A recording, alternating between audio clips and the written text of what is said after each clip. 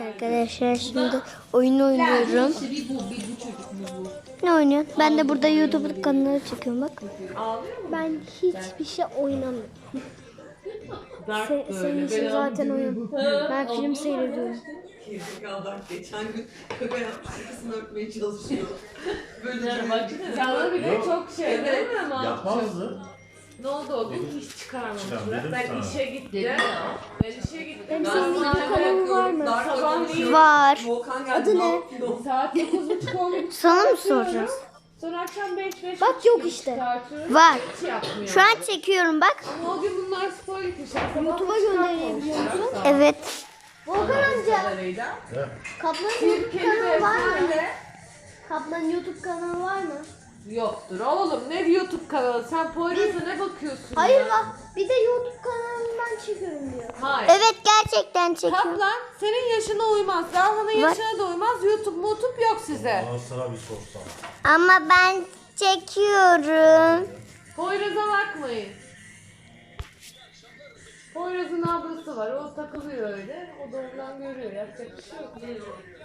YouTube kanalı falan açmışlar. Evet, çocuğa. Açmadılar. Başka bir şey değil. Bunu izlemiyoruz mu lan? Siz izleyin.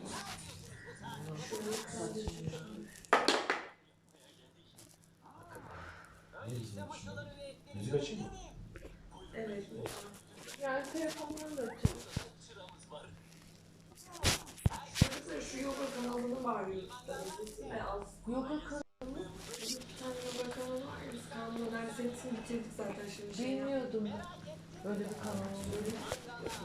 Söylesen. Benim haberim yok. Yoga mı yapıyorsun? Sevdiği diyeceğim. Evet. Evet, o kadar çok seviyorum. Ben de onunla beraber yapıyorum. Ya buraya taşınarak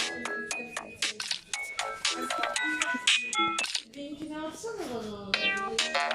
Evet arkadaşlar. Ben isterim. Şu an annem muz istiyor. Hepsini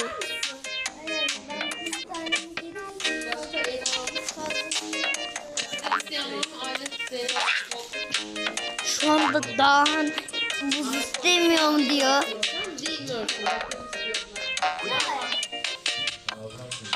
Evet. Bakın hala Dağhan söyle arayacağım diyor. Benim şey yapıyorum bazen.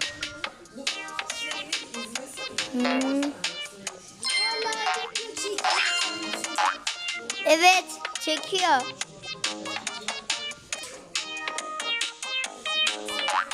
Sanki çekmiyor zannediyorsun ama.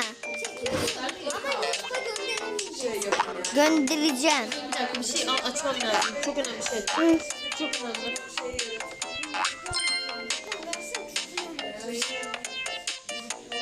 Daha sen bir sus.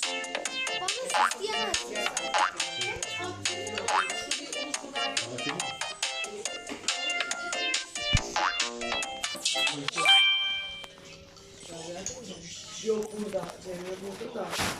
Bugün yanımdaydı bütün gün zaten şey dedim, yeter be dedim, gel artık yardım et, iki işe yarar ya dedim, bütün gün evdesin, bütün gün kafan güzel dedim.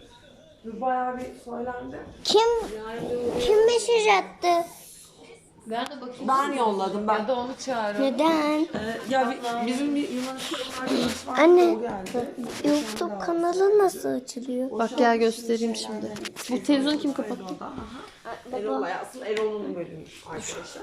Hemen açalım. Hayır hayır öyle açma değil. Onlarda Şurada açık kalıyor. var zaten. Ya oturup durma be. Evet bu sefer ben de çok aldım. Kim? Bak köpek osurun tanıdığı için. Kaplan niye açık bu? Onun durumuna göre söyledim geldi. Nasıl kapatıyorsun?